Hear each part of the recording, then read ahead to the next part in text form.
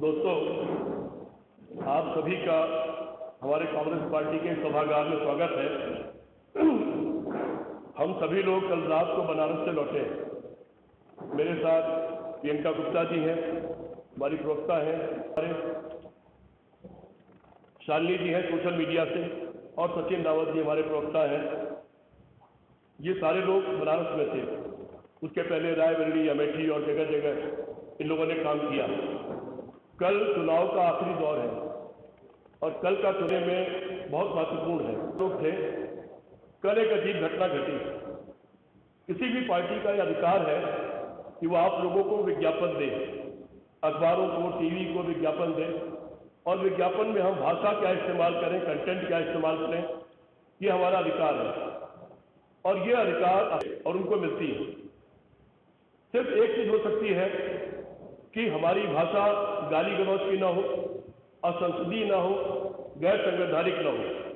हम कोई देशद्रोह की कैटेगरी का कोई बात ना कर रहे हो, कानून के खिलाफ कोई बात ना कर रहे हो।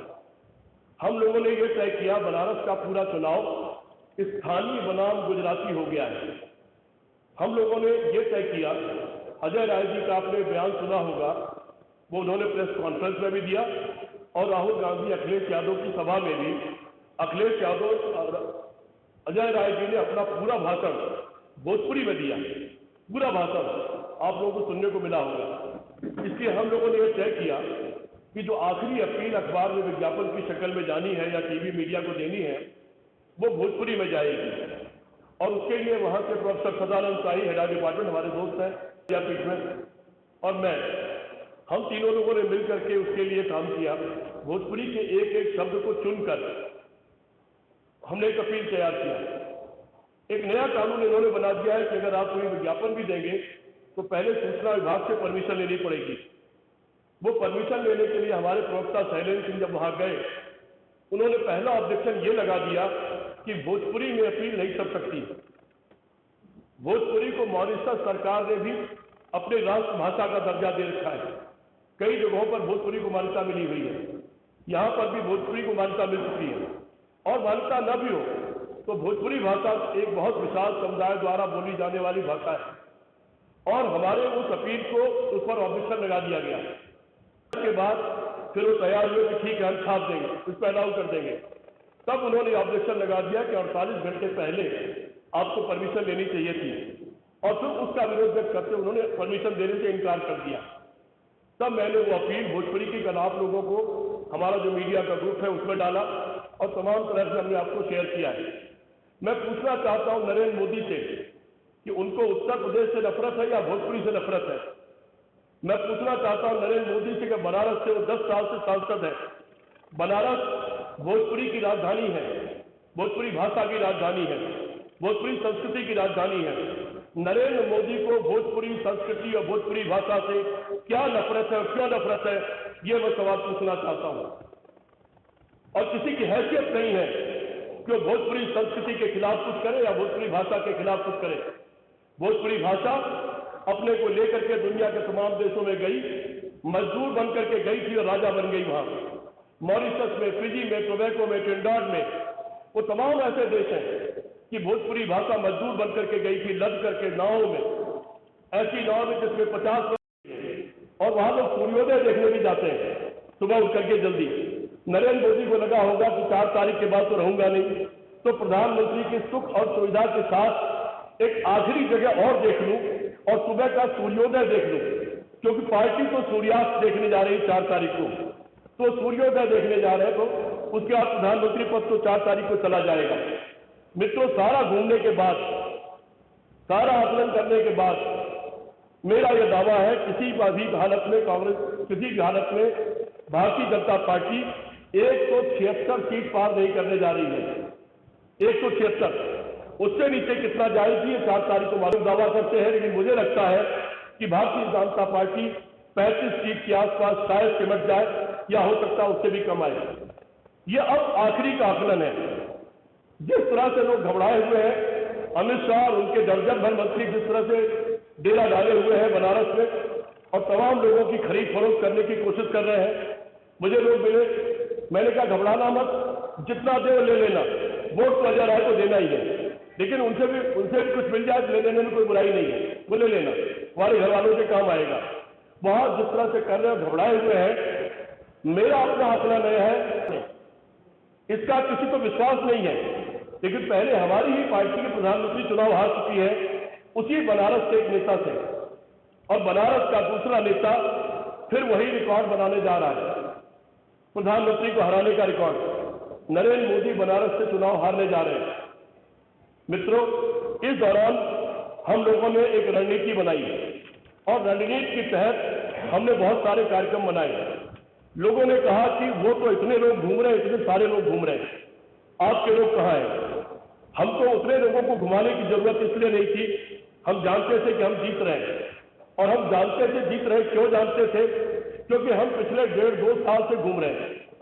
राहुल गांधी जो अब जन नेता, जननायक बन चुके हैं, 4000 किलोमीटर की यात्रा पहले और 6700 किलोमीटर की यात्रा बाद में, 10,700 किलोमीटर चल करके वो पहले ही भारतीय जनता पार्टी और उनके एलाइज से काफी आगे निकल चुके थे। पहले उन्होंने कांग्रेस पार्टी को आगे ले जा खड़ा कर दिया, इंडिया गठबंधन को आगे ले जा खड़ा कर दिया, लेकिन उसके बावजूद हमने एक कार्यक्रम तय किया और उस कार्यक्रम के अंतर्गत हमने कुछ कार्यक्रम चलाए।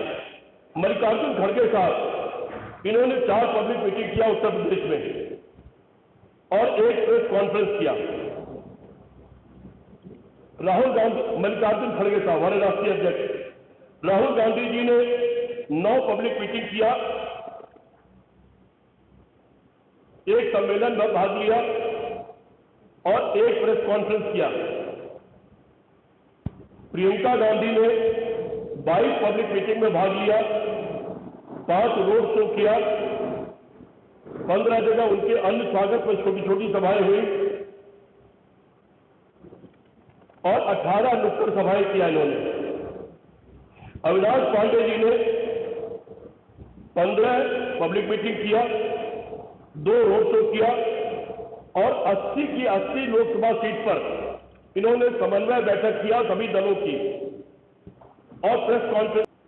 अजय राय जी ने तो खैर उन्होंने 4 विभिन्न जगहों पर जाकर 4 पब्लिक मीटिंग किया, 1 रोड शो किया, 1 सम्मेलन किया और उनकी प्रेस कॉन्फ्रेंस की कोई संख्या बहुत ज्यादा है, उसे गिनने की आवश्यकता नहीं है। आराधना मिश्रा जी ने 5 पब्लिक मीटिंग किया, 1 रोड शो किया और 1 सम्मेलन किया। भूपेश बघेल छत्तीसगढ़ के मुख्यमंत्री, उन्होंने 1 पब्लिक मीटिंग किया और 2 प्रेस कॉन्फ्रेंस किया। अखिलेश यादव जो हमारे एलआई हैं, उन्होंने 12 पब्लिक मीटिंग किया हमारे साथ और 2 प्रेस कॉन्फ्रेंस किया। दिग्विजय सिंह पूर्व मुख्यमंत्री मध्य प्रदेश, उन्होंने 5 पब्लिक मीटिंग किया और 2 प्रेस कॉन्फ्रेंस किया, जिसमें एक लखनऊ में हुई थी। प्रमोद तिवारी जी ने 23 पब्लिक मीटिंग किया, 1 रोड शो किया, 1 सम्मेलन किया, प्रेस कॉन्फ्रेंस किया और 9 जगह बाकी और इलेक्शन कैंपेन में हो गए और नुक्कड़ सभाएं भी की। मुकुल अग्निहोत्री हिमाचल प्रदेश के उप मुख्यमंत्री, उन्होंने 1 पब्लिक मीटिंग किया।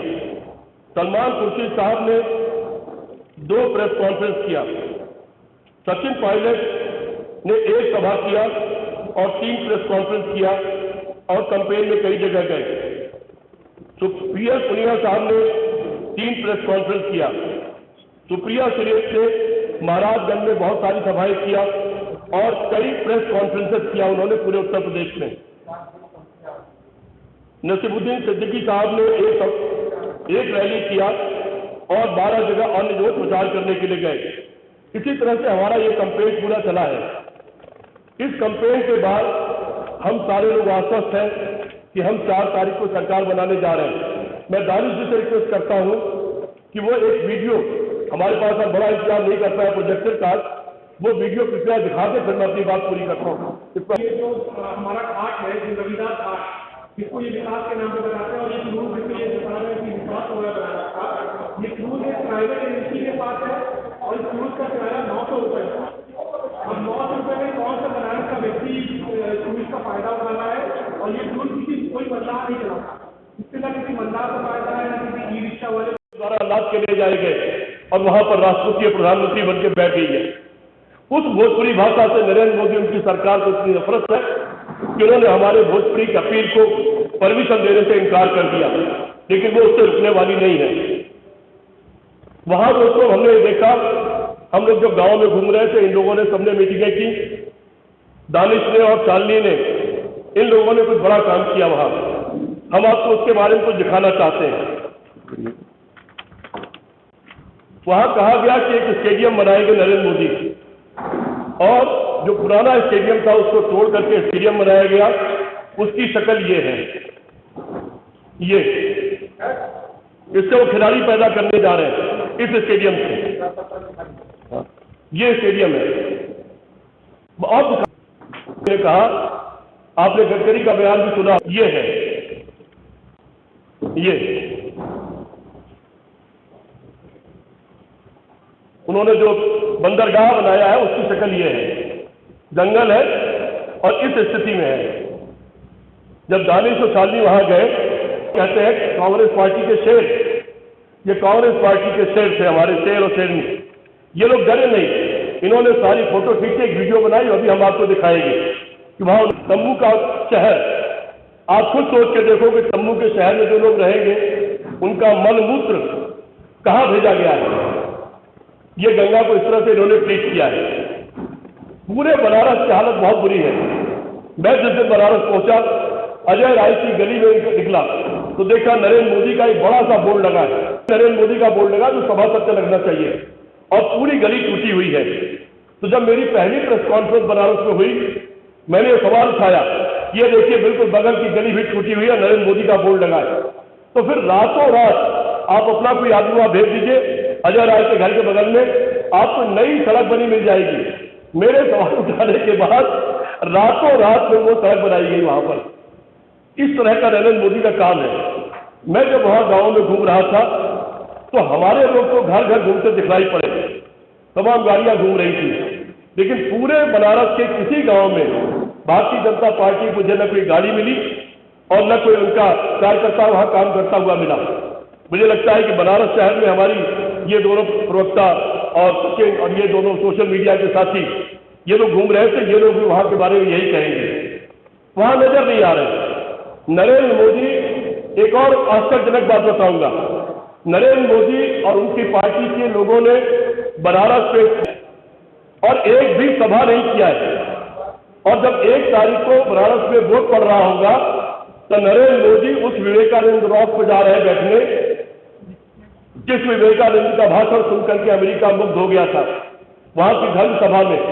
और विवेकानंद ने हिंदू धर्म की जो विवेचना किया है, जो उसके बारे में कहा है, सबको पढ़ना चाहिए कि स्वामी विवेकानंद के द्वारा हिंदू धर्म की क्या विवेचना की गई है, हिंदू धर्म क्या है, उसको मुझे लगता है सबको पढ़ना चाहिए।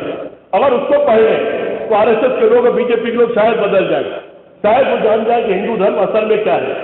नरेंद्र मोदी वहां जा रहे हैं पता नहीं क्या करने के लिए।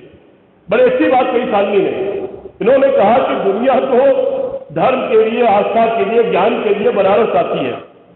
वो चाहे गौतम बुद्ध रहे हो, चाहे मंडन मिश्रा के परिवार से शास्त्रार्थ करके शंकराचार्य हारे हो, लोग बनारस आते हैं। लेकिन नरेंद्र मोदी उस बनारस को छोड़ करके विवेकानंद टेम्पल जा क्यों रहे हैं? मुझसे पूछा गया कि क्यों जा रहे हैं, क्या वहां ध्यान लगाएंगे? ध्यान नहीं लगाएंगे। प्रधानमंत्री के रूप में उन्होंने पर्यटन कर दिया, सब जगह घूम आए। शायद विवेकानंद टेम्पल और विवेकानंद रॉक